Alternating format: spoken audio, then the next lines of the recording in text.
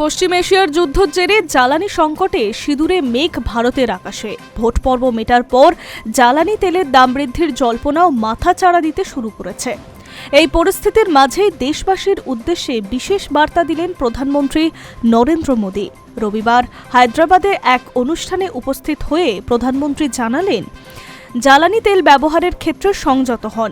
ভারত তার প্রয়োজনের বেশিরভাগ জ্বালানি বাইরে থেকে আমদানি করে। ৯,৪০০ কোটি টাকার সরকারি প্রকল্পের উদ্বোধনের উপলক্ষে রবিবার তেলেঙ্গানায় গিয়েছিলেন প্রধানমন্ত্রী নরেন্দ্র মোদী।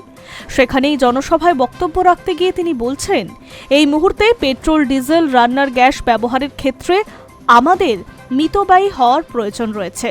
একান্ত প্রয়োজন হলে তবেই আমদানিকৃত পেট্রোলিয়াম পণ্য ব্যবহার করা উচিত দেশবাসীর। এর ফলে আমাদের শুধুমাত্র বৈদেশিক মুদ্রায় সাশ্রয় হবে না, যুদ্ধের জেরে দেশে তৈরি হওয়া নেতিবাচক প্রভাব কমাতেও সাহায্য করবে।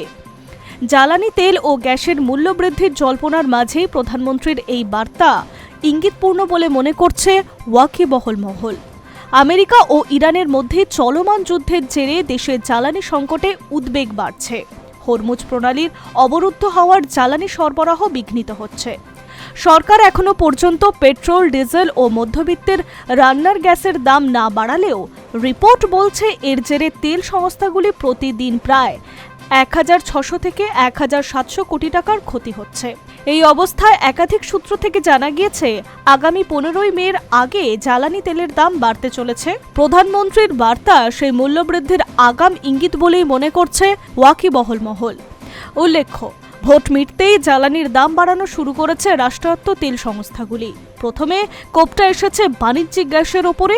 ১০০ থেকে ২০০ টাকা নয়, শুক্রবার এক ধাক্কায় সিলিন্ডার পিছু ৯৯৩ টাকা বাড়ানো হয়েছে ১৯ কেজির বাণিজ্যিক গ্যাসের দামে। এখানেই শেষ নয়, দাম বাড়ানো হয়েছে অটোর এলপিজির ক্ষেত্রেও। এক ধাক্কায় ৬ টাকা ৪৪ পয়সা দাম বেড়েছে অটোর জ্বালানিতে। আশঙ্কা করা হচ্ছে এবার কোপ পড়তে পারে জ্বালানি তেল ও মধ্যবিত্তের রান্নার গ্যাসের ওপরেও। Hi news network.